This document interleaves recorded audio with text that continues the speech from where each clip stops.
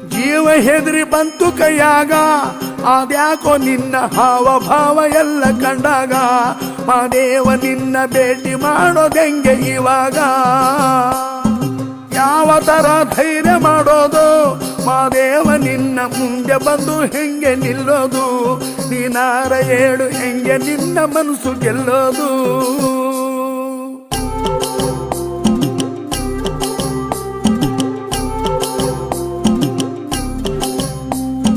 ನೋಡಿದೊಡೆ ನಡುಕ ಶುರುವಾಯ್ತು, ಮಾದೇವ ನಿನ್ನ ವರ್ಷ ಕಂಡು ಗಾಬರಿ ಆಗೋಯ್ತು, ಆದ್ರೂ ನಿನ್ನ ಪಾದಗತಿ ಎಂದು ಬಂದಾಯ್ತು.